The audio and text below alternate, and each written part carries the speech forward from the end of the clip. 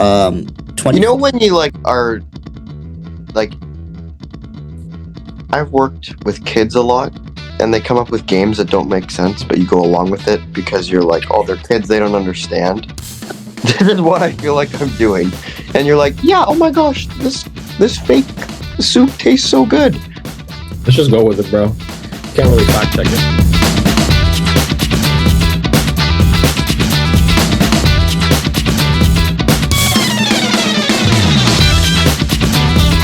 Welcome back to the Unfortunate Die Hards podcast.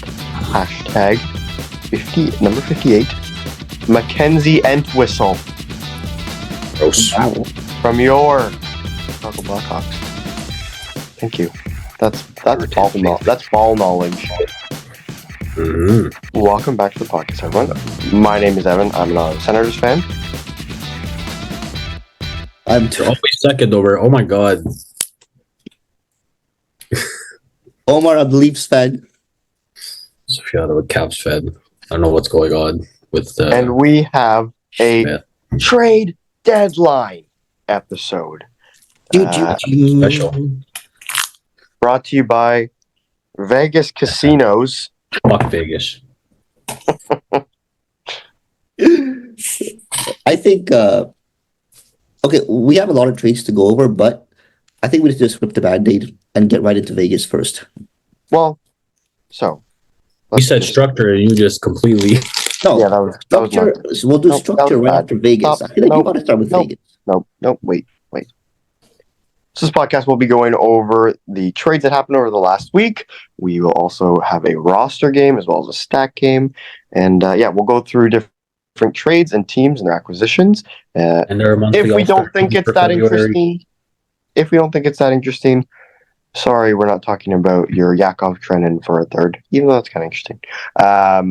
But we will definitely hit as many as we want. And if we didn't talk about something that you would like us to, let us know in the future. And we'll talk about something you'd like on the podcast. Maybe. And also, our monthly All-Star team for February. That's today. Oh, yeah. Yes. Yeah. Now we can talk about Vegas because I think they were the first trade that we're going to talk about anyway. Which That's worked, but okay. Oh, wait, no, they were. Sorry, I'm looking at the March 1st one. Yeah, actually, they actually were the first trade, yeah. Yeah.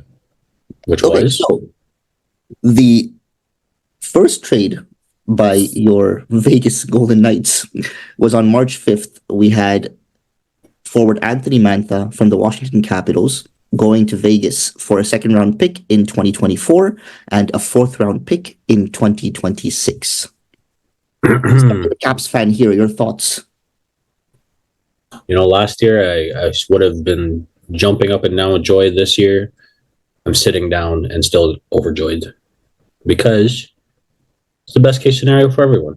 We didn't have to give picks to get rid of him because he actually played pretty well for the first half-ish of the year. Most of his scoring came on 5-on-5. He was kind of weird on the power play. He did get some power play time, but he just sucked on it. But I don't think he's going to be on Vegas' power play anyway. Yeah, no. I don't know how they made the cap work. We'll talk about that later. And I'm kind of happy with the second and the fourth. So we never know how Vegas makes the cap work. Oh no, we know. They have Mark Stone. That's their cap juggernaut there. And I mean, I think he fits Vegas well in terms of what they didn't really need anything, I guess, but the right side, I guess, was kind of thin, especially with Stone, being out for 2 months every year. Mantha fills the void there for this 2 months. Next year it'll be someone else when Mark Stone gets injured again, but it'll be a good depth option for the playoffs. He'll be on the third line when the playoffs start. On the first game of playoffs when Mark Stone is back, he'll be on the third line. He's like the most, the most mundane trade the Golden Knights made in this past week. Probably, yeah. And I mean, his value will still be seen in the playoffs. I mean, I think he's not really a physical player. I think he's just big. Most of it's he doesn't really do any of the prototypical thing that you want a big guy to do in the playoffs. He's more of a off the rush kind of scorer, especially this season. Yeah. But I don't know. Maybe Vegas coaching will fix his board. Yeah, maybe Bruce Cassidy will toughen him up. Yeah. All right, next one. Well, I think we should just, since we're talking about Vegas and they're the biggest story, just knock out the two other trades that they did. I agree. I think we gotta. All right, name the trades. Okay, here we go. So let's start. Let's go in order of blockbusterness, if you will. Let's move to yesterday, which is trade deadline day. And the Vegas Golden Knights continue, and they acquire defenseman Noah Hanifin. It was a 3-team trade with the Calgary Flames and the Philadelphia Flyers. Calgary receives a first-round pick in the 2025 draft, defenseman Daniil Miromanov, and a conditional third-round pick in the 2025 draft. Philadelphia receives a fifth-round pick in the 2024 draft, and the Golden Knights receive Noah Hanifin. And to close it off, they made another splash at the end of the deadline yesterday, which was with the San Jose Sharks. So Vegas Golden Knights acquire forward Thomas Hertl, a third-round pick in 2025, a third-round pick in 2027, and in exchange for David Edstrom and a first-round pick in 2025. See, when I saw that, I thought it was in the wrong order. So I was like, I actually did as well. Yeah. When I first did, I was like, I was confused. Obviously I knew, okay, Hertl to the Vegas, but everything else I was like, wait, this is stuff going on. What's the kicker about Hertl? Guess who's on LTIR? Hertl. Actually, he's on IR, not LTIR. What was his injury? I don't know, but he's still coming back. Otherwise, they wouldn't have traded for him. They have him next year as well. Isn't there 50? No, there's 17% retained on the remaining 6 years of his contract. Yeah, that's absurd. And they got 2 third-round picks, and they gave that doesn't make any sense in my head. And then the Hanifin, what's the retention on him? I think it wasn't a 75, or was that one of the 50% ones? So Calgary retains 50% of Hanifin's salary. Yes, that's correct. But so Noah Hanifin, just to go over it a little bit, the Vegas defense right now is Noah Hanifin, Alex Pietrangelo, Alec Martinez, Zach Whitecloud, Shea Theodore.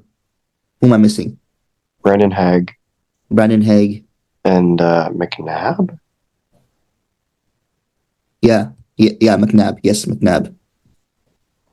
Yeah. And they're all big. Yeah, it's crazy, man.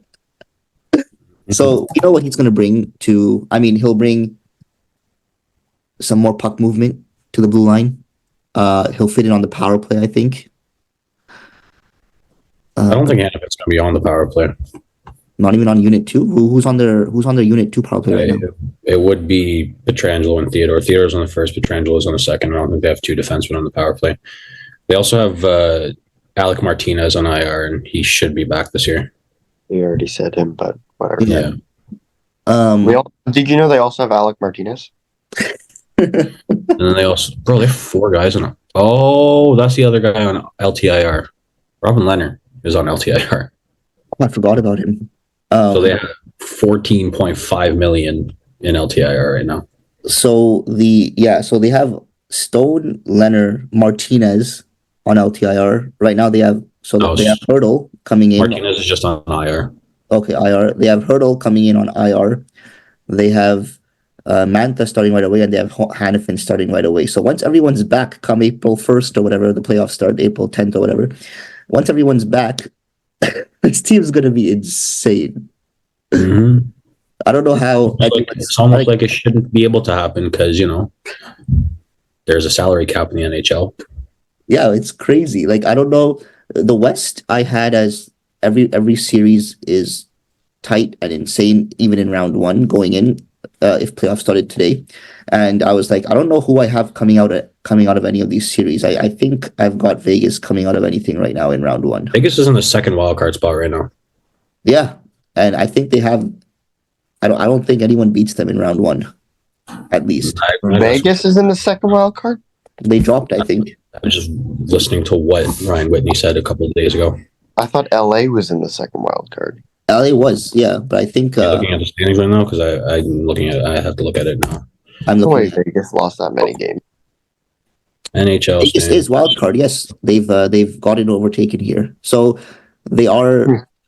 Yeah, Why are you questioning me, bro? Every time. they're in the second wild card. Anyways, my comments would be, I didn't even know Thomas Hertl was available. So when I saw that, I was like, huh? No way this just happened. So that's a little crazy. They're behind Nashville. They're by Nashville, but also, you know what's funny? That Calgary trades them like their top guy in Hanifin, and Calgary is only about 6 points out right now, and they have a game in hand on Vegas, and essentially right now they're kind of chasing Vegas. Yeah, but they gave up. Yeah, they gave up, but it's still pretty. Like, I mean, they're not out of it yet, which is funny that they've given up. They're not out of it at all. There's no real race anymore because Vegas added enough for them not to be scared of missing the playoffs. Yeah. The only other team is like if Nashville really slides, then like sure, then one of the other teams can make it, but I don't really see that happening. There's no panic in Vegas because they know they're going to get their players back come playoff time. They just have to get through the last 20 games here we're at now in the season, and then they're good. You know, everyone's saying they're following the rules, et cetera, but I just need some sort of investigation into what's happening with Mark Stone, and then I'll be satisfied. Until then, I have no positive opinion of this team. Well, so apparently, right? Like, take everything I say here with like quotation. We don't know, but apparently the NHL is meant to have a very strict procedure for anyone, like strict checks and whatnot for anyone who's put on LTIR. Yeah, but Vegas is they're the NHL's baby, bro. Yeah, so I don't know. Like, what I'm actually wondering more is not so much if the NHL is just like letting it happen and they know stuff, or if Vegas is just really good at faking stuff. Both could be true. Both could be true, yes. But I wonder if it's too convenient. Like if it was separate players, I'd still be less like I'd be like whatever, more than what I am now. It's just the same player every single time. Yeah. It's always April. It's always February and then April. It's like they know, okay, this guy gets injured a lot. He's up there a bit more in age now. Bro, it's the perfect ploy. It's the perfect ploy. I already didn't like this team, and I just don't like them more. But they are, on paper, if you take everything aside, they're the best team looking on paper when everyone is healthy. Yes. It's going to be tough to get by them in the West for anyone. But still, screw them. I hope they lose in the first round after doing all this. That would actually be hilarious. I'd love it. But, I mean, we know what all these players add to the Golden Knights. We know that they just got massively better. I don't even know where everyone plays though. Like one in a full lineup, it's going to be. I was just going to say, where do you think Hertl is? Hertl going to be a third line? Probably on the wing. Yeah, probably wing. Yeah. Then Chandler Stevenson is just on the third line. I wonder if Hertl plays with like Eichel. No, I doubt it. I mean, I think the guys that are still like Eichel still plays with like I think Stone and someone else. Yeah, but not anymore. When they're fully healthy. That's what we're talking about, fully healthy lineup, right? So, and then Hertl, I'd imagine, plays with, Carlson Marchessault. That makes sense. Honestly, he'd fit in well with Marchessault, I think. Stevenson and Mantha, and then whoever else is on the wing there on the third line. I don't know, but probably for me, it doesn't matter. All-star. Yeah, they probably just got like Okay. Yeah, I was gonna say Ovechkin, and I was like, I can't even speak. Oh my gosh, should we kiss? No, I'm very disappointed in the NHL right now. I can't say anything. Well, technically, right now they're not breaking any rule. Bro, technicality. We'll see if the Stone comes back in April. In the expansion draft, they didn't have to give anyone up. Like it's just the NHL. That too, man. They didn't have to do that. They don't even coddle Seattle this much, bro. They had a good expansion draft themselves when they came into the league. They could have given up someone in the expansion draft and it wouldn't have like affected them that much. It wouldn't have, yeah. It's ridiculous. But you know what? That one I'm not like. No, I understand why. It's just like that's just a rule, NHL rule, whatever. With everything else that happened, combined with this, pissing me off. It just piles on the mountain. And I love Mark Stone, but now for me to have to speak bad on his name just because of his team that keeps slicing his knee in half at the every February. This guy probably wants to play too. They just don't want him to. Pissed off. I mean, I don't think it's a coincidence that February is his month for injury. Yeah, no. I just hope, bro, losing the first round just happened. Funny, they were actually talking about it on during their how SportsCenter and TSN have their trade deadline day shows. They were actually talking about it yesterday on Sportsnet during the day. They were asking the panelists how do you feel about Vegas, because Vegas have fans really hate Vegas right now. They hated Vegas before this too, but they did. But I mean, hockey fans are really they don't like what's going on in terms of cap stuff with Vegas, and they don't like that they're being able to get away with this for multiple years in a row. So, but the panelists, honestly, Kevin Bieksa and stuff, they were not. I guess they have a responsibility to not trash talk the NHL stuff like that. Yeah, their jobs rely on the NHL. So they can't be oh yeah, this is crazy. But if you look at podcasts. Look at what Whitney said. He was pissed off. He's a little jealous. I saw his Golden Knight thing. Yeah. And it is a little bit of jealousy. Everyone wishes their team could operate like this, but they're just not Vegas because and the NHL just doesn't love their team that much. Yeah, they love Vegas. So and Vegas is Vegas is Bettman's child, man. It's his baby. It is. It's basically you remember. It's honestly similar to Arizona, where Arizona probably should be relocated, but they're not. Yeah. And he keeps saying, "Oh, Arizona's a boom. They're gonna be a booming hockey market in a few years." But then a few years happen, and it just doesn't happen. I know. And then they start playing in a 5,000 seat arena, and then Yeah. I mean, and Arizona's been around how long now? 2000 something. It's been a long Phoenix time. Coyotes. I think it was around the same time as the Wild. So 2000, something like that. Exactly. So it's been over 20 years, and this team has gone nowhere. I think the comparisons with what Vegas has done compared to Arizona, I think we can. Yeah, they just started Vegas off in a much better way. Yeah. Yeah. Anyway, right, let's go on, bro. Those are our Vegas Golden Knights. Back to a deadline of champions.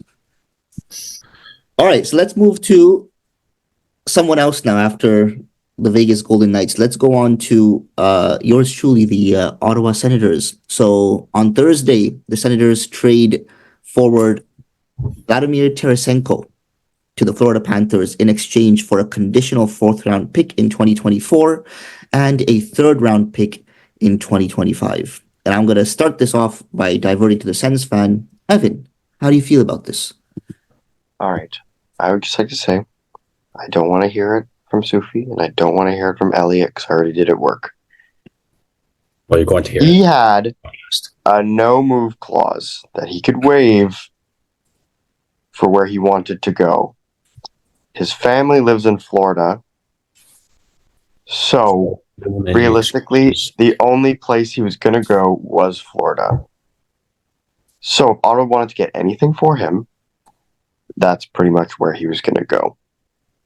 So Ottawa got a 3rd and a 4th. Yes, doesn't look outstanding compared to other people, but a lot of people are, oh, you got this for Mantha or that for another player. And it's you got only that for Tarasenko? Yeah, look at other situations like this. It's just a smaller version of Patrick Kane saying, I'm going to go to the New York Rangers, and they didn't get fair value for him. He's I essentially was I'm going to play in Florida. So Florida can offer what they want, and then Ottawa essentially has to say yes, or they'll probably just move on and be well, we didn't need him, but they're getting a deal out of it because that's where he wants to play. So the fact that they got even 2 picks out of it, I think, is a win. Yeah, sure, in a perfect world, could you have gotten more for Vladimir Tarasenko as a player? Absolutely. But game is the game.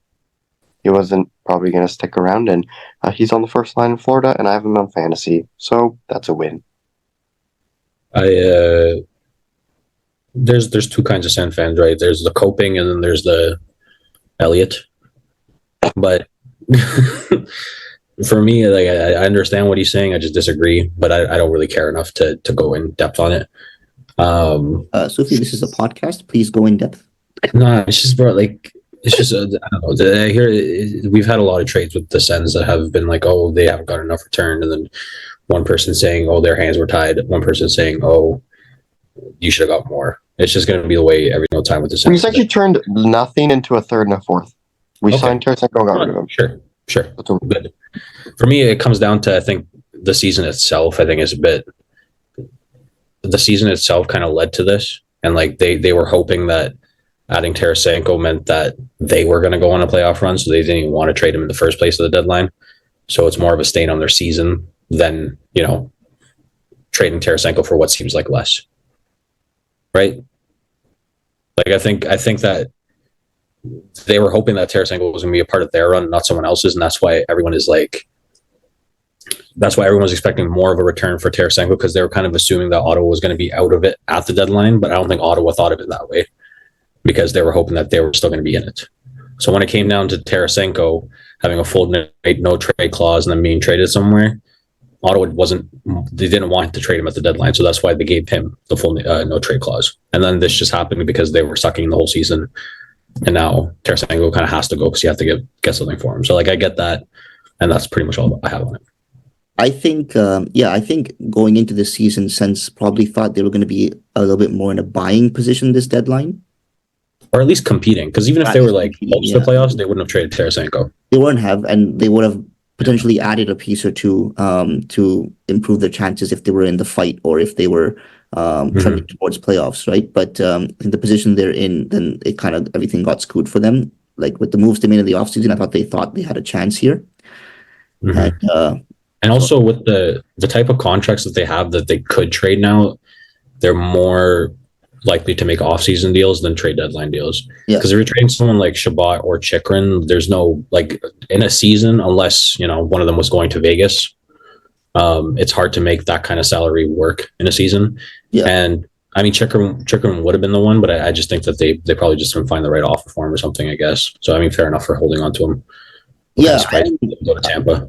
I'm interested to see what offers they had on the table right now and how they compare to what they'll get in the summer, because the draft. Yeah, and also but also, like, how many years does he have left after this season?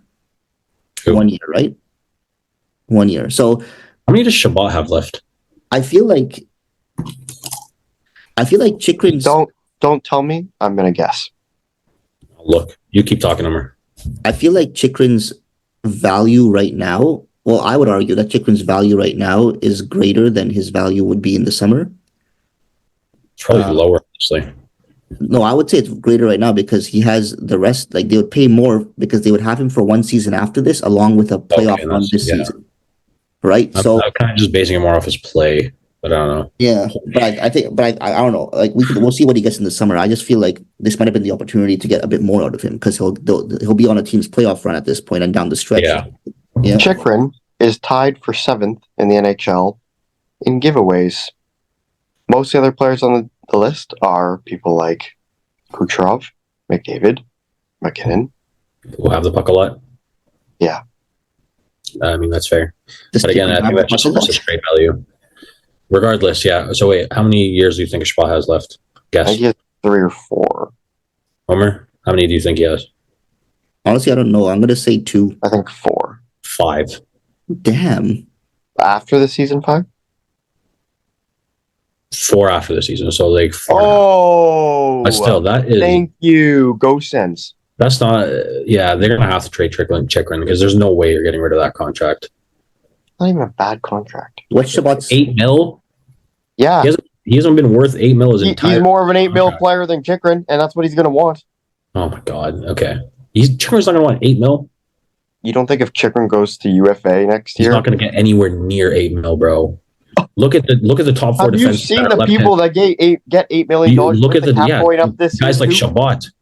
But like, look at the look at the left-handed defensemen that have gotten contracts that are on the similar playing field as Chikrin. I think you're rating them a little bit weirdly. I don't understand why, but like for top 4 defensemen that are genuinely think no one would offer him $8 million in the entire NFL. I think it'd be similar to what Hanifin would get, and it'd be around like 5.5. You think Hanifin's going to sign for 5.5? 5.5, 6. Yeah, there's no way he's getting more. If he signs somewhere he wants to play, he'll sign for that. But someone will offer Hanifin like 7. That's wild. I don't know. I disagree. I think in free agency they get more than they deserve. Yeah, I want to see a contract like that for a top 4 left-handed defenseman. Then I wouldn't be surprised if Chychrun gets a $7-8 million offer in free agency. 100%. A top 4 left-handed defenseman. I'm trying to think of one that's gone 8 mil or 7 mil. In the last, But the point is, he's young. He's had like a 20. People are gonna like bank on that. I'm not saying he deserves it, Sufi. I'm saying the point is that I don't even think that's whether he deserves it or not. I still don't think that would happen. But like, sure, if you want to believe that, then sure. I don't know. Well, the thing is, we can go in circles on that because nothing's going to happen until he goes to free agency anyway. Yeah. So there's no point. We won't find out. all right. Clip this. Remember this for 2 years. If Hanifin signs for anywhere near 7 or more, and if Chychrun signs for anything around 8 or more, Sufi is off the podcast. God. Things can change in a year. All right, so let's move on to our next trade on deadline day, or not deadline day, a couple of days before deadline day. Colorado Avalanche acquired defenseman Sean Walker and a 5th-round pick in 2026 from the Philadelphia Flyers in exchange for forward Ryan Johansson and a conditional 1st-round pick in 2025. May as well talk about the other trade because they kind of go hand in hand. And Colorado Avalanche acquire forward Casey Middlestadt from the Buffalo Sabres for defenseman Bowen Byram. So the way I looked at this, because these were like very sequential trades, like they happened like 2 hours after each other. But essentially they get Johansson and Byram out the door, and then they get Middlestadt and Sean Walker in. Walker and Byram, like I don't see that as necessarily as an upgrade for Colorado, but I see it as more of an upgrade for what they need. They already have puck moving offensive defenseman. Byram hasn't really clicked as that for them, and they also have Girard as well, like very similar in that regard. So you can trade him for a guy like Middlestadt, who is a significant upgrade for anyone that they've had playing second line center, which is Ross Colton or Johansson. And then you also get Johansson's money off the books, which is great. I know he's only making $4 million there, but still get it out of the way. And he's done horrible this year.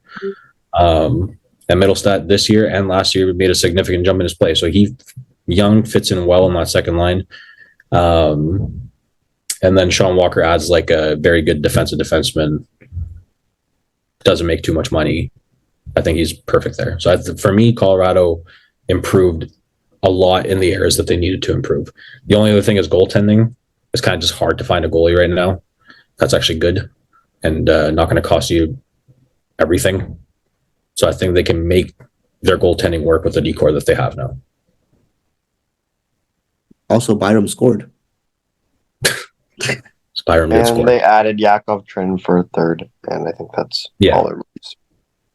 Trenin is going to fit well in the bottom 6.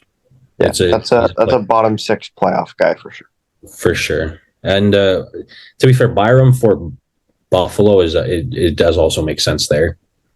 They don't have any young defensemen.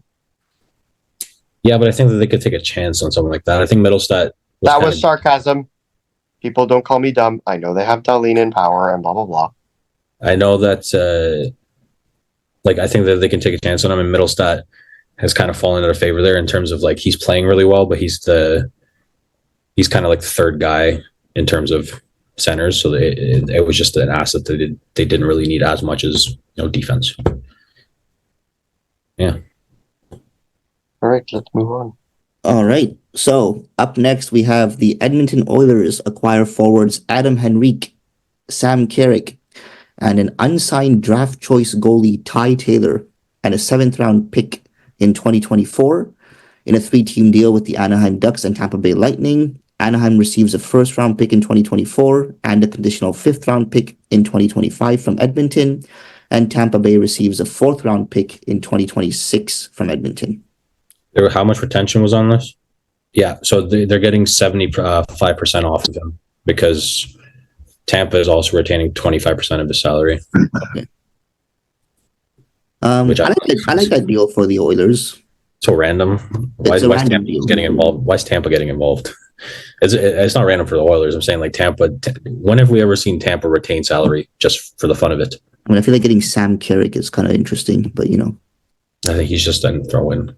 yeah. I think it's more just like if someone gets injured and then Adam another Henrique is the main gets guy. injured. Yeah. But it's Adam Henrique like 1.8 or something, right? Yeah, something like that. Like 1.4, 1.8. Yeah. That's a positive return for them, I think. Do you remember when Adam Henrique, everyone was like, "Oh, he's bad. He's on the Devils. They're dumping him." Yeah, And then he's been like pretty solid for like a few years now. 50, 60 point guy on Anaheim. It's pretty good. Where do we think he'll fit in with the Oilers? I don't. Third line. Third line. I think I mean, our main complaint with the Oilers is scoring after, like the top guys. So he definitely helps fix that a little bit. Does Henrique kill penalties? Yeah. Okay, so that works. Okay. Why would he hurt the penalties?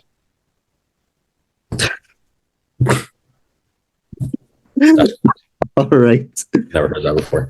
Like, I've actually never heard that before. Yeah, me neither. Okay. The next one. New York Rangers acquire forward Alex Wennberg from Seattle Kraken for a second-round pick in 2024 and a conditional fourth-round pick in 2025. Keep going. He's a good-looking guy. Yep. All right. Actually, the one thing I will say on that is there was a He lot has of a white stick. Yeah, he has the Mantha stick. The Rangers had so much talk about getting like a big second-line center, and they got Wennberg. Right, up next, we have the Toronto Maple Leafs acquire defenseman Joel Edmundson from the Washington Capitals for a third-round pick in 2024 and a fifth-round pick in 2025. And Edmundson is, I believe, 50% retained. That's the big acquisition for the Maple Leafs this trade deadline. That's the big one. That's their only one, aside from Leah Bushkin. Okay, so this includes both of our teams. So do you want to go first here? No, I want to see how you feel about Joel Edmundson. Okay, so here's what I'm going to say. That there's two ways to look at this trade. Okay, and you know what? There actually is three ways to look at this trade. Yes. Okay. So from a senator's perspective. So from a senator, I'm just kidding. Okay, so I'm gonna start with my view from a Leafs perspective. Okay. Like Leafs management or Leafs fan? Both. I don't think they're on the same vibe here right now. So we're not, but I'm gonna try to make us be.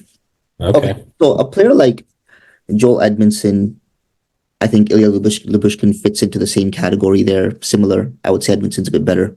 Anywho,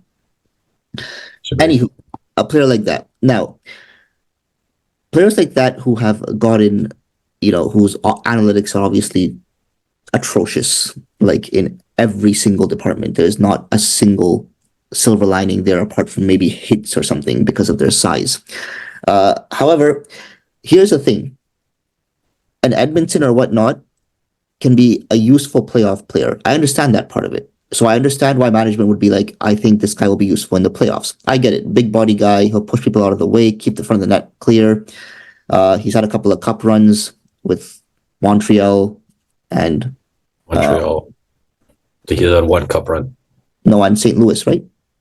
Oh, yeah, he was on the St. Louis too. Oh! He just got owned by Omar. Yeah. But I'll come back. That's a low. I know. Oh, don't worry. I'll recover. He was on the... recover on this one. He was on the Blues. So, Joel Edmundson, bro. So I understand why a player like that is, like even you can put kind of Luke Shen in that category. Someone who probably doesn't have the best analytics, but useful in the playoffs, and he showed he was useful last year. That's I have to intervene here. 1 second. You can't intervene there yet. I'm not done yet. I have to, bro. You just made a false statement about Luke Shen.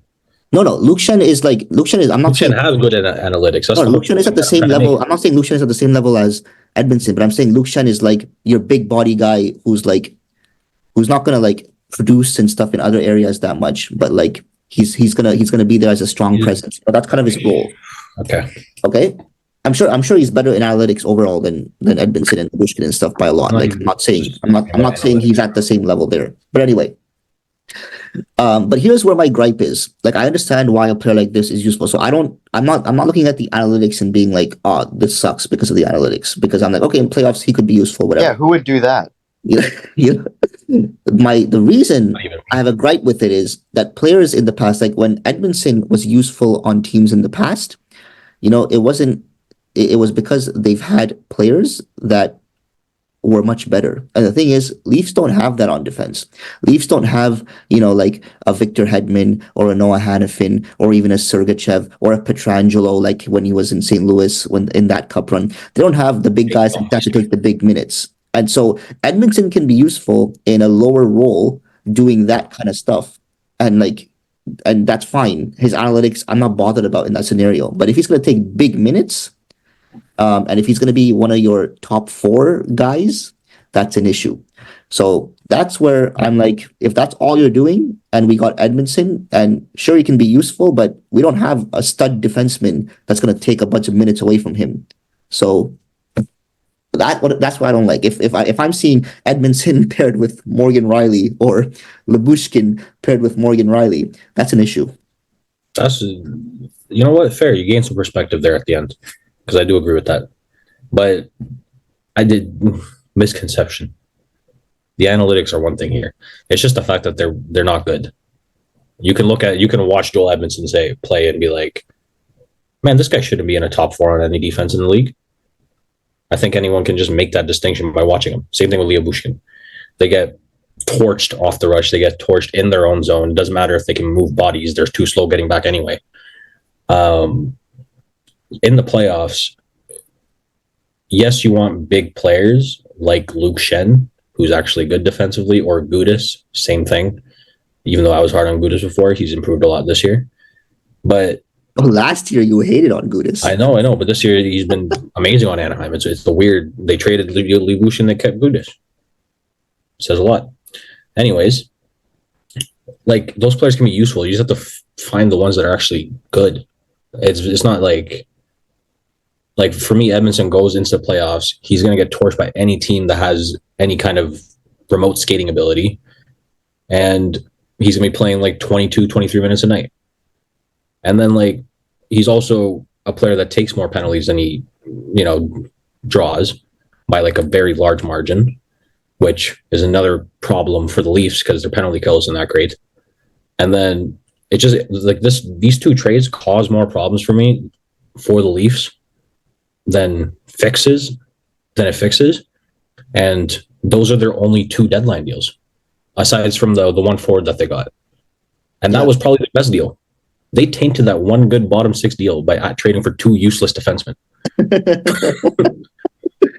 We have a surplus of useless defensemen. For the Caps, we got Joel Edmundson half retained. We trade him for more retained. And then we get a couple picks out of it. And honestly, I can't even remember what picks they were, and I don't care. We could have traded them for a 7th, and I'd be happy. But, it's a positive for me. For you guys get a nice 6'5", 215 pounds added to your weight. And we'll hope for the best. But this, for me... I'm hoping for the best. I'm hoping that in the playoffs, he's This, for me, this makes the Leafs worse than makes them better. For me, if they added a player that makes them... that just, doesn't really change them for the better or worse, I think that would have been fine. For me, this makes them actually worse. Both of those defensemen being added to their team and getting decent minutes on their decor as well. Yeah, well, that's left to we'll see. We'll see what kind of minutes they get, and we'll see what makes them worse. There's no we'll see there. It just on paper it makes them worse. On paper, I just want to see how it translates into game time. Fair enough. You have. So I'm gonna. That was very mature, Sufi. Mm-hmm. I'm gonna be a little optimistic here. A little. And I respect you for that. And I kind of pity you as well. I'm gonna be a little optimistic because if he can, Who's the Leafs first round matchup right now if playoffs were starting today? Boston. Okay.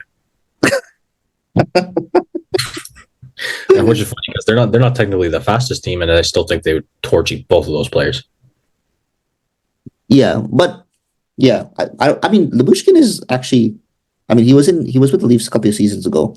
He wasn't. Yeah, but Leo Bushkin, that's the problem, right? Before he got to the Leafs, he was really good and really underrated. He went to the Leafs, had a decent season, and then it's just been horrible since then. Yeah, he's been downhill since then. So maybe if he finds something there, then maybe. But if he finds something, and if Edmundson, either way, he's never been more than like a bottom pair guy anyway. If Edmundson can help us like he did the Montreal Canadiens in 2021, then I'll take it. Edmundson was somehow buried and insulated on that Montreal Canadiens decor as well, which is wild to me. All right, so the big one. Spiciness with this one actually as well.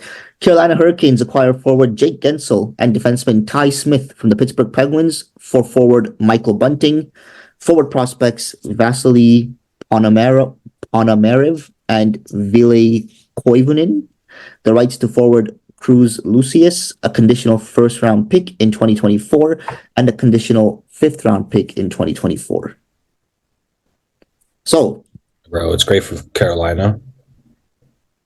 Well, so the funny thing is that Rangers were in on this until like the very last second, and then I heard. That's what I'm saying. I'm confused as to where this could have went wrong. So essentially, what I heard, either it was on TSN or Sportsnet or somewhere, I heard that the Rangers and Penguins were close, but Crosby was like, "You cannot trade him to the Rangers." That's true. That's hilarious. But then he went to Carolina. So then he went to Carolina. So I was confused about that because I was like, but he still went into Carolina. But because the return is kind of bad. It's bad return. But apparently, it's really bad. Crosby was a part in him not going to the Rangers. I don't know how true that is, but I want that to be true. I want it to be true as well.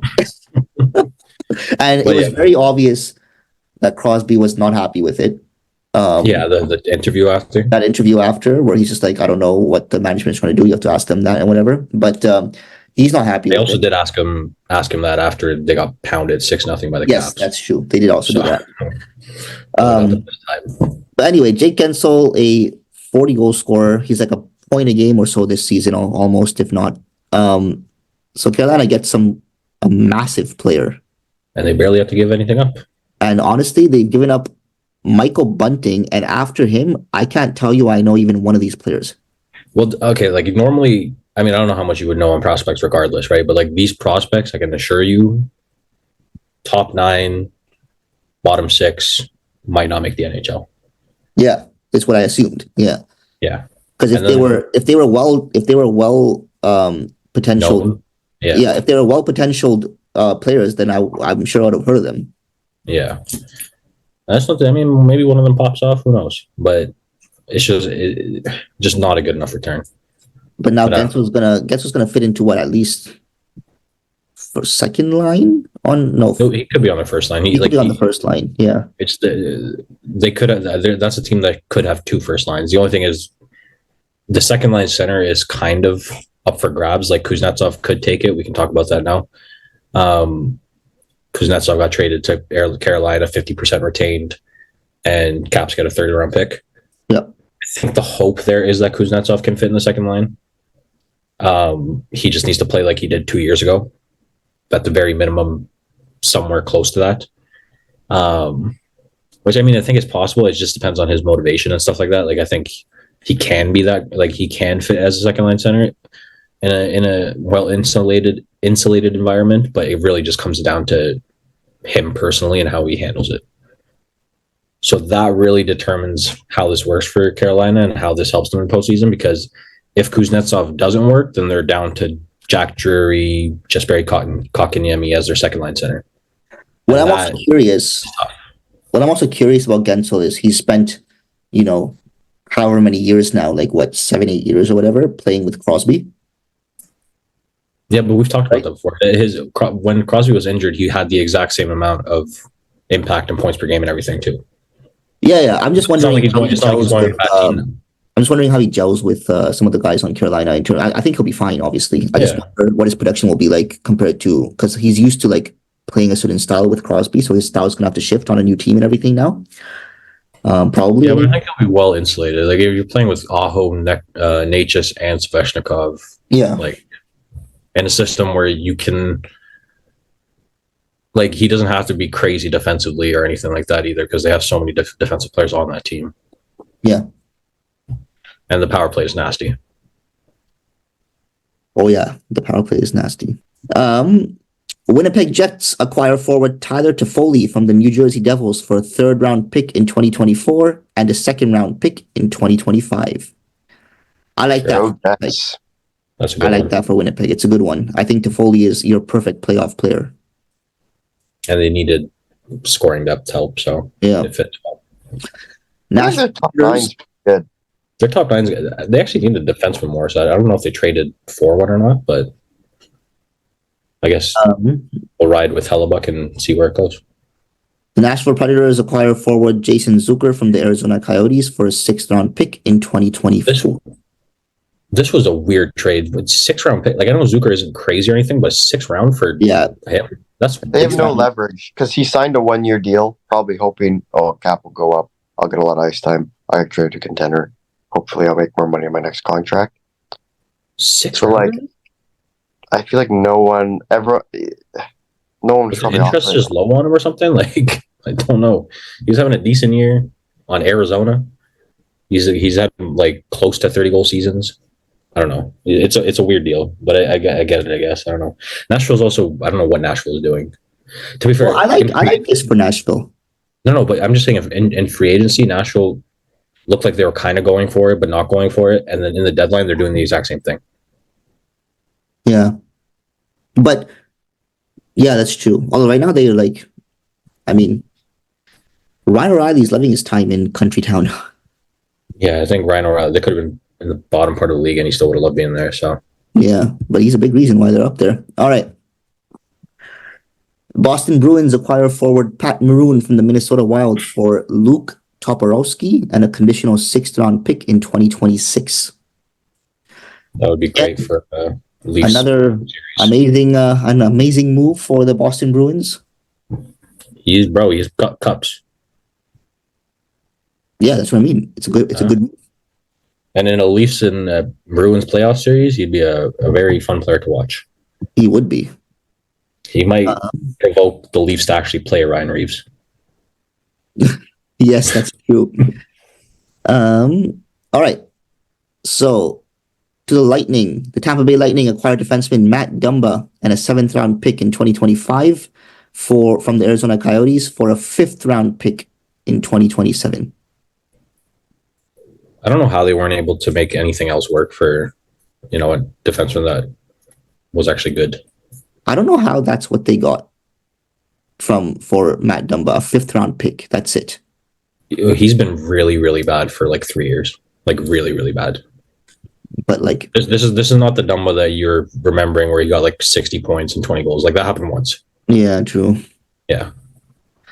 But let's see how it does with the Lightning. Yeah, I don't know. I don't know how they went from, Chikrin, Hanifin, etc., to just getting, him. I think that Tampa is in serious danger of, being a 1st-round knockout this year. Yeah, I mean they got knocked out last year too. I remember that. Yeah, the only team I think they have a good chance against in the 1st round is probably the Leafs. No, not at all. I think okay. Well, New York Rangers acquire forward Jack Roslovic from the Columbus Blue Jackets for a conditional 4th-round pick in 2026. There you go, Evan. And yeah, do we have any comments on that one? No. They have 2 guys that might be the second-line center on that team.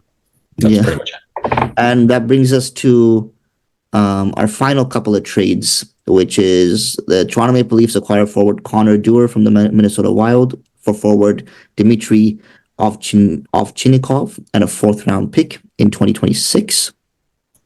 I like that for the Leafs. It's a depth that I like it. Yeah. The funny thing is though, is like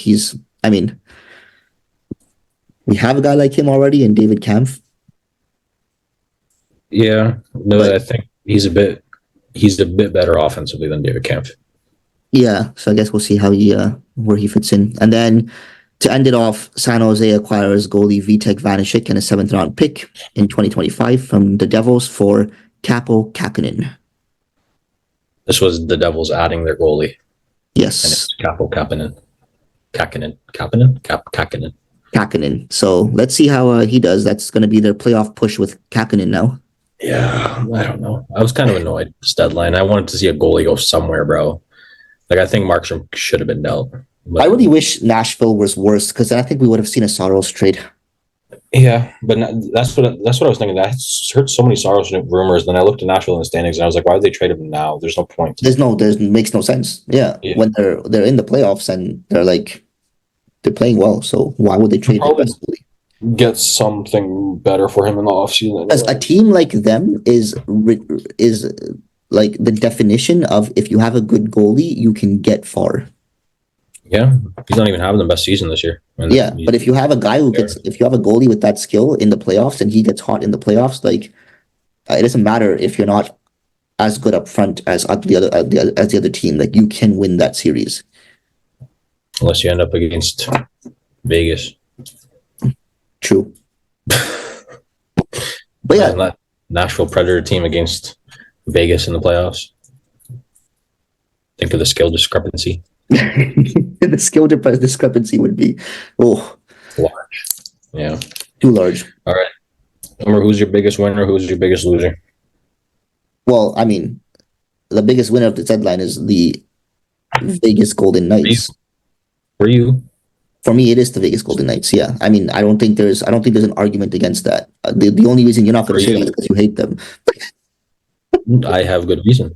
Which team is the winner based off the legality of the situation? Okay, sure. Anyway, so Vegas is the winner for me. They made big splashes. They got Hertl.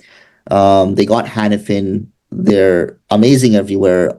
And they added when, honestly, they probably didn't even need to add that much and still be great. So I don't think there's any doubt that they've done the best at the deadline in terms of the players they received. And also for what they had to give up for those players, it was really not much.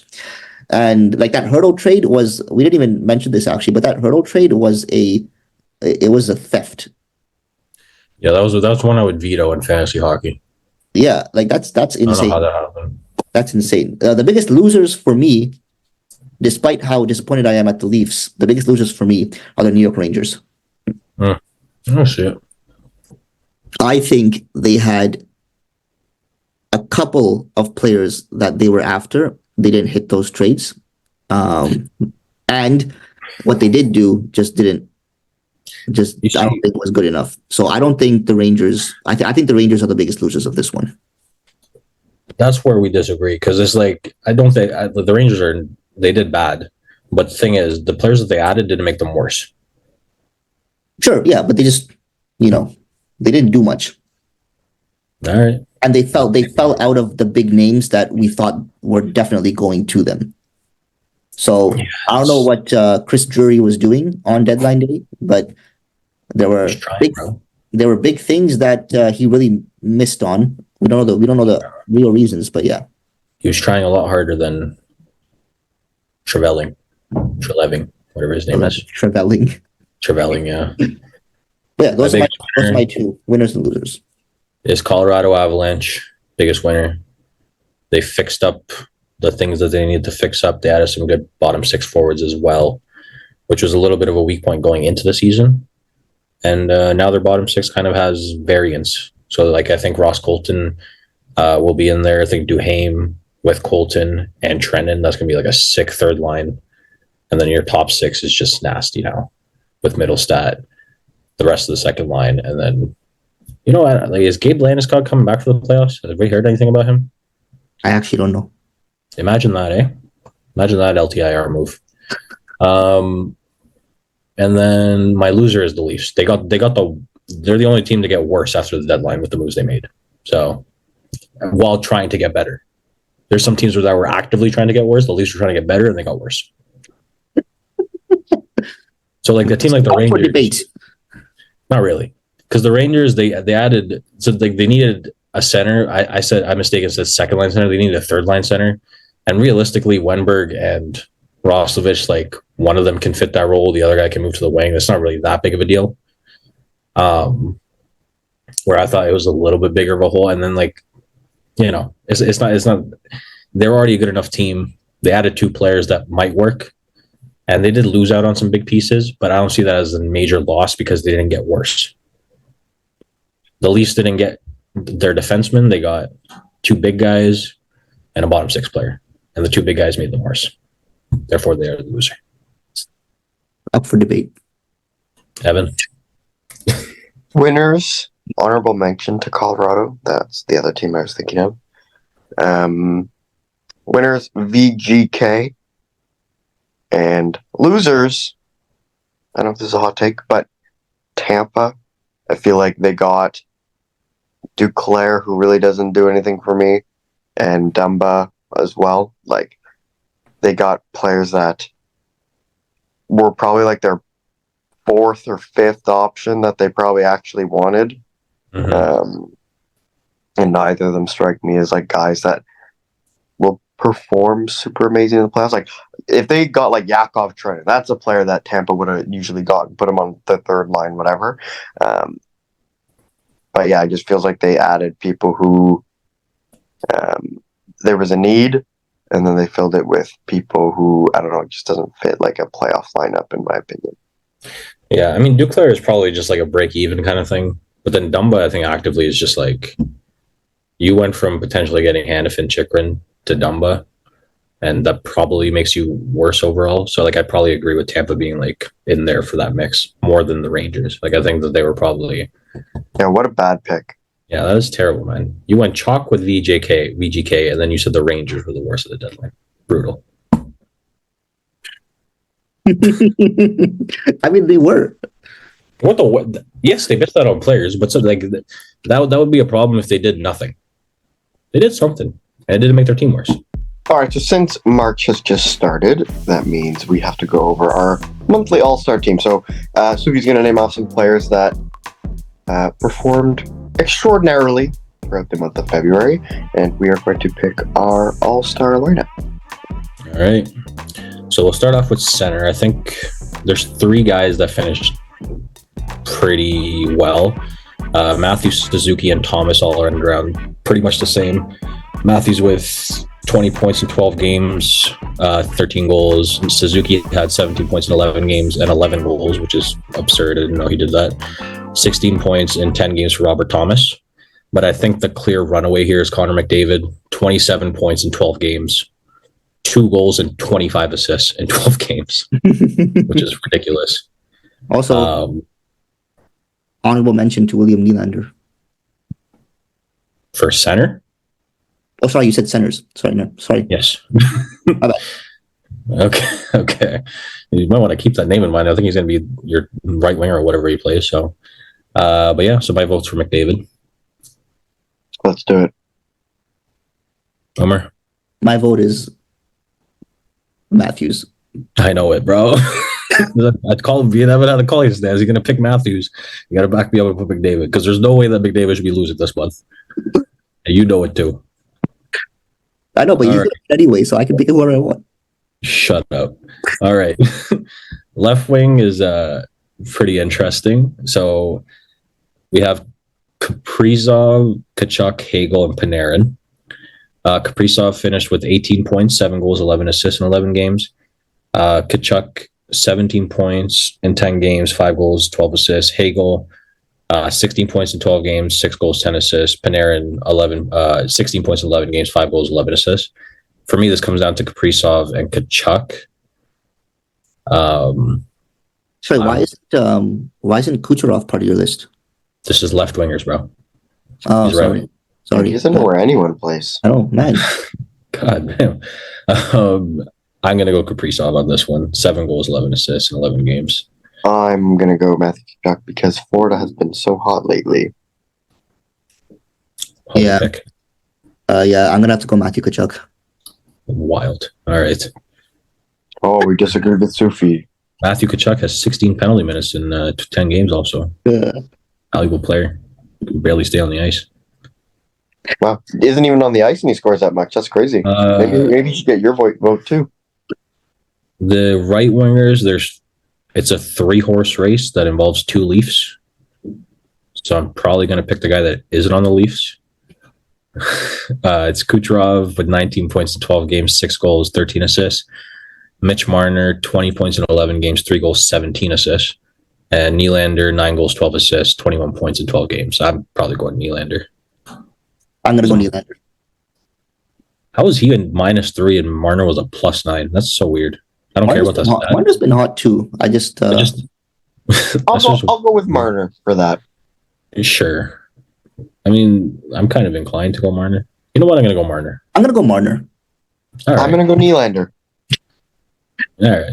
I'm switching to Marner because he has been quite hot. Although, you know what? I'm kind of pissed at him from last. Their points per game is the same because Marner played one less game. So I'm going to go Marner. I'm just, you know what? No. I'm going to go Nylander still. All right. I'm going to go Kucherov. Sorry, so what? Who ended up winning this one? Sorry, what's the actual vote? No, I think Nylander final. I think Marner got it. I'm final with Marner. I think Evan is final with Marner. Okay, cool. And then you are ambiguous. Defensemen, I mean, we can evaluate this off points. Sure, we have Yossi, Bouchard, Morrissey, Montour, Fox, Doughty. They're kind of all in the same place here. Hedman as well. Yossi, 15 points in 10 games, 5 goals, 10 assists. Bouchard, 14 points in 12 games, 4 goals, 10 assists. Morrissey, 12 points in 11 games. They're all assists. I think he had 1 week with 9 assists, and then he didn't really do anything the rest of the month, which is kind of funny. Montour, Fox, I don't know. I wouldn't really include them. But, yeah, I think another standout we can talk about is, I mean, someone like Hanifin. Hanifin did have 9 points in 10 games, 3 goals, and 6 assists. Shea Theodore, in the 5 games that he played this month, he had 9 points, and they were all assists, which is kind of funny. But maybe next month. For me, I'd probably go Yossi. I have to go Yossi. Sure. Yossi. And probably this one's got a bit of a debate in it as well. For goalies, we're looking at, it's pretty much down to, I'd say 2. It's literally just Shesterkin and Bobrovsky. They both had 7 games. Shesterkin played 1-7. Bobrovsky won 6. Shesterkin actually won 7-0-0. He had a 172 GAA, 953 save percentage. Bobrovsky had a 157 GAA and a 946 save percentage. They both had 1 shutout. Shesterkin faced 50 more shots. I'm going Shesterkin. Are we only picking 1 defenseman? Yeah, well, we didn't pick 2 defensemen. So back to defensemen here. Yeah, so Yossi was our first one. I'm probably going with, I'll go with Adam Fox as my second. I'm going with Evan Bouchard because his name is Evan. I gotta go Adam Fox as well. Sorry, Evan, but Fox deserves it for February. Yeah, Fox had 2 goals, 9 assists, 11 points in 11 games. Sublime defensive numbers as well. And you know what? I think we need to give Bouchard a break. He gets it every month. And then, goalies comes down to Bobrovsky, Shesterkin. 7-0-0 Shesterkin, 6-1-0 for Bobrovsky, 157 GA, 946 for Bobrovsky, 172, 953 for Shesterkin. Both had 1 shutout. Shesterkin faced a lot more shots, actually. Yeah. He faced 51 more shots. Well, considering the fact that both these teams are insanely hot, I'm going to go with Shesterkin, not only because he faced more shots, but also because they were on a 10-game win streak in February. Well, into February. I think, it had a lot to do with him as well. It had a lot. It was a lot of. He was playing insane during that, so I think for me it's Shesterkin. Since Omar is also insanely hot, I'm going to agree with him. Our all-star team is McDavid, Tkachuk, Marner, Yossi, Fox, and Shesterkin. So this week, Omar is going to be hosting our stat game. I'm sure he picked something interesting to him. So I'm so excited for this. If you don't know, Omar always picks the silly stats. So Omar, what do you have for Sufi and I to guess today? Okay, so today's stat game is a very trade deadline based game.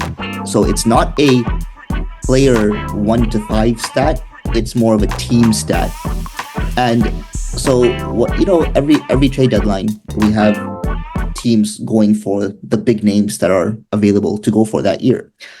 And what got me thinking was, in my head just yesterday and in the last few days, I was like, I can't remember the last time when a team, whether it's a favorite or one that's a competitor, went for the big splash on trade deadline and it actually ended up in them winning a cup. I couldn't think of examples in my head, but I was like, there has to be examples when the teams went for the big guys and they actually ended up working, and they made it to either the finals or they won the cup with that deal.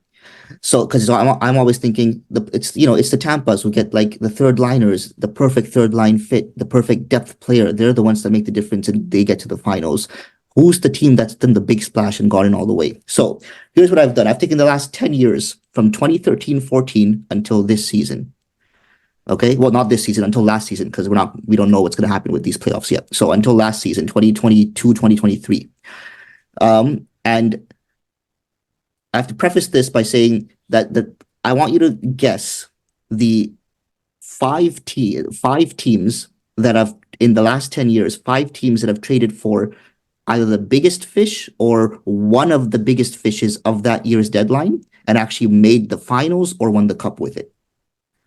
So quantify this. Sorry? How do we quantify this? Also, this is so that's what I have to say. So the way to quantify this is, I don't, like, for example, last year the Rangers traded for Patrick Kane and Vladimir Tarasenko, who were the biggest names on the market, but both past their prime and not like the best, but they were still the biggest names on the market. We're talking about the teams that went for the biggest splashes in that year. If that player was the best player of their career or not, I don't care about that.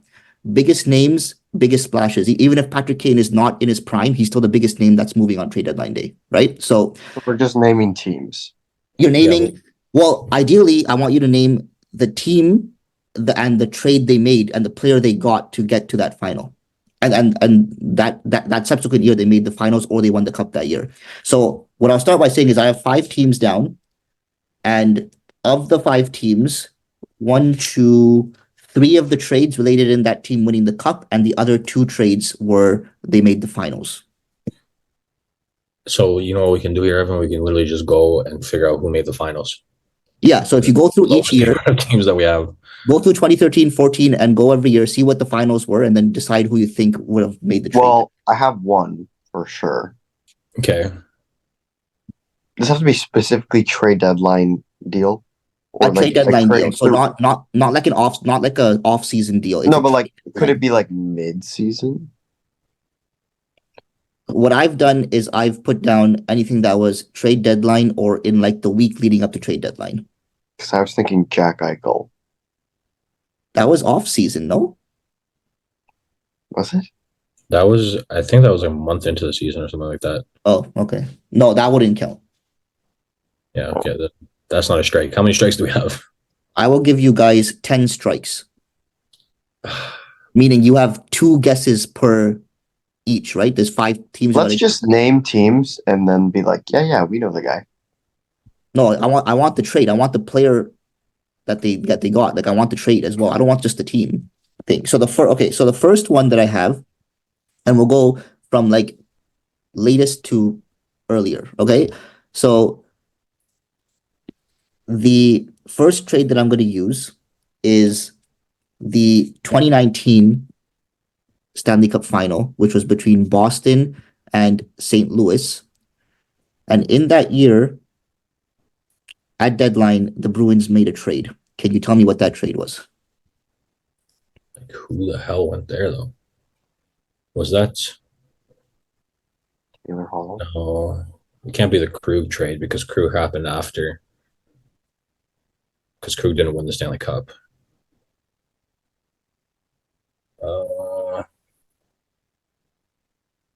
Is Taylor Hall not a Buffalo to Boston? What? Taylor Hall not Buffalo to Boston then? Taylor Hall. Wasn't that later though? I don't know. Maybe. trying to think of anyone else that would win. Ooh, I don't think it's a defenseman. They Or goal. received a forward who they still have today in that deal. Saka? No. I was gonna be like, what? Coyle? Yep. That's the bar? Well, that's what I mean. It's per year who was like what was the bigger trade of that year, right? I mean, I guess, yeah. All right, Charlie Coyle. 2019, it was like Charlie Coyle was the bigger move. Okay. All right. Okay. So the second one is the 20. You know when you like are like I've worked with kids a lot and they come up with games that don't make sense, but you go along with it because you're like, oh, they're kids, they don't understand. This is what I feel like I'm doing. And you're like, yeah, oh my gosh, this fake soup tastes so good. Let's just go with it, bro. We can't really fact check it now. This is basically Omer's opinion of the last like decade. No. I looked at the trades per these years. Like in the last, I read through a whole thing that had all the trades in the last 10 years, the biggest ones and stuff. And I was like, okay, let's take the ones that had the big names move, and then let's see which ones actually ended up in them making finals or winning the cup. So all right, let's move on to the next one. Otherwise, we're gonna spend the whole time explaining this. Okay, so the next one, the Los Angeles Kings, in 2014, won the Stanley Cup. Who did they trade for? Gabrick. Yes, it was Marian Gabrick. Okay, look at you. You got that one. That was the biggest fish. Okay, in 2014, again, so same year, against the Kings in the finals were the New York Rangers. Who did they trade for? We had two big splashes. Martin St. Louis. Martin St. Louis. Yep. Good. See, it's not that difficult, I guess. He's treating us like the kids now, bro. Good, you see? Okay. The in 2013, the Bruins made the finals against Chicago. The Bruins made a big splash that year as well, before the deadline. Michael Ryder. So 2013, that was the year of the 4-1 Leafs thing. Who did the Bruins have? Who's a very, very Jason famous player. He's a Stafford. Matt Stafford. He's a top. Matt Stafford, the quarterback. The quarterback. Drew Stafford. Yeah. He's a top 5 favorite player of all time. According to who? Erickson. According to the world who watches hockey. Louis Erickson. That's what I was thinking. But like that's what I was thinking. Afraid. Yeah, that was also Top 5 favorite player. Well, you know, sometimes your hints make them harder. Maybe top 10. Who knows? You should. Who knows where he would fit into all-time greats? But he's one of the all-time top players. For Boston or just in general? In general, he's gone through a bunch of teams. He was traded to Boston. He was traded to Boston. Huh? It's a huge. Oh! I know who it is. Say it. I want to see if we can get it. I can't get it. Who is it? Who would be like a top 5 player that was alive and playing then? Oh, Ginla? No. A top 5 player? Wayne Gretzky? In 2013? Who has the second most points all time? Oh, Yager. Oh, yeah, I forgot about that. Jaromir Jagr. An honorable mention, if you want to try to get this, you can. Phil Kessel. Because this is out of the top 5 now. But 2016, Pittsburgh wins the cup. They made a trade with the Oilers at deadline. Schultz? Yeah, it was Justin Schultz. That's the stat game. That was also your honorable mention was the 5th one, wasn't it?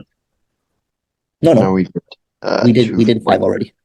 Ah, okay. Yeah, that's why I just did an honorable mention for. It's a bit of a blur, that stat game. What a game. Yeah, I don't know. 10 strikes too. We didn't even have to use one. All right, well, I have a fun roster game.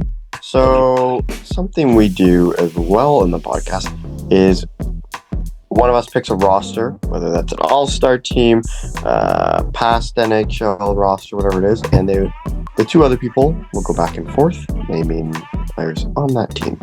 Evan Turn. I know, I'm just getting the list.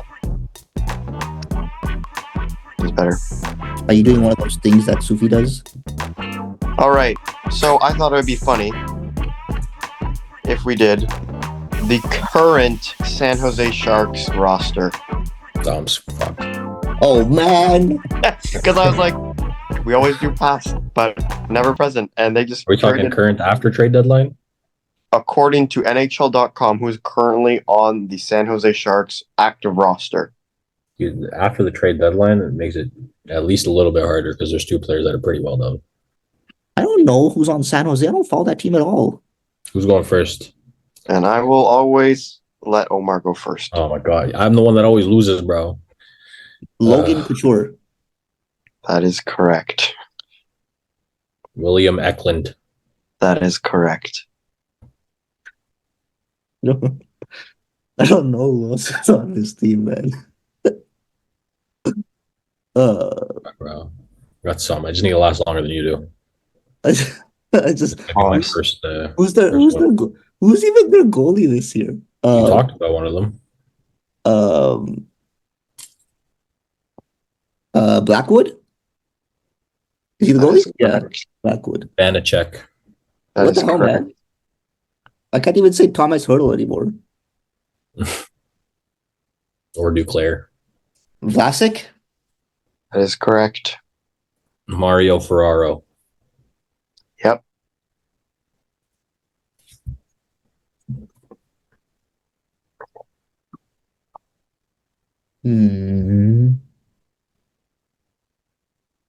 What's his name? Like There's so many guys that just got put on waivers on the team, bro. I don't know. give me my time updates if I'm getting close. Benning, what's his name? Logan Benning, Tim Benning, something Benning. Stop saying first names. Just say Benning. Benning. Matt Benning is a defenseman. Yes, Benning. Matt Benning. Kalen Addison. that is correct. I don't know anyone else. Let's go. He always says that and then like pulls out the most. I know. I'm taking a strike. You're taking a strike? I can't think of anyone. Time waste. All right, super. He's searching it up, bro. That's what he's doing.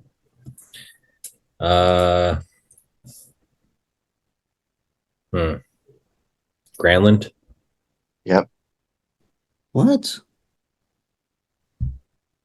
Who's on defense? She's looking it up, I can tell. Who's on defense? Mario Ferraro. Mark Edward Vlasic. Matt Benning. Addison. Kalen Addison, yeah. You're running out. Or defenseman, yeah. Did you already say Mario Ferraro before? Oh. What's his name? Am I at time? Because I can't think of anyone. Just throw a Hail Mary. I don't know. I can't throw a hill. I don't know anyone who's on Just the say a name. Bro, you say Sufjan Jawad or something. Say a like common white person's last name. Smith. All right, Giovanni Smith counts. Sufi. Oh, Who's the other one?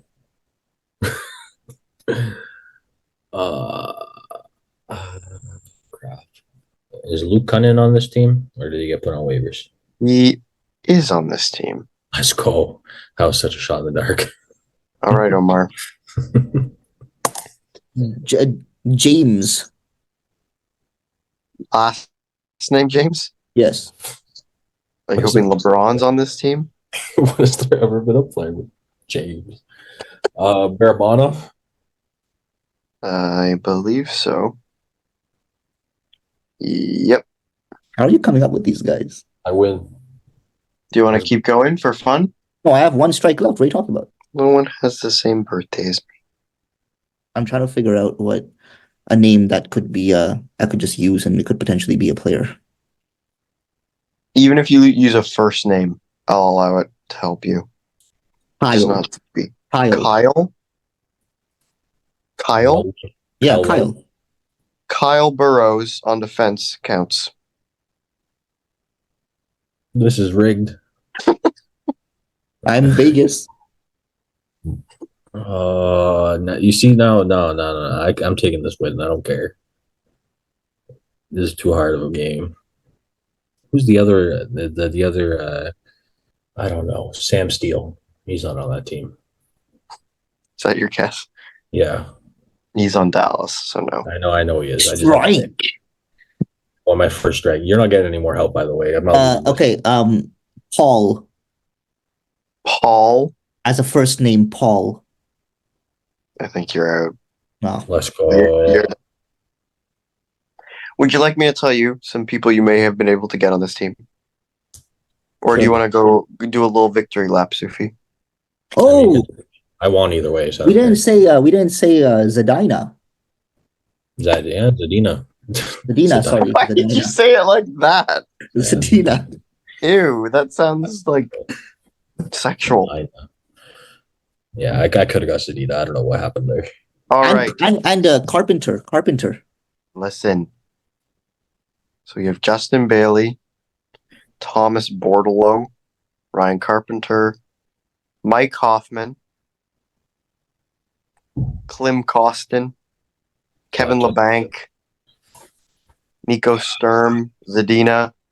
Also, Fabian Zetterlund, who is 5'11", weighs 220. Damn. Girthy. Jan Ruda. And that's probably everyone that you would have been able to get. Yeah, I could have got more of those, but honestly, I was just happy to win, even though my hands were being cut off there by Mr. Kyle.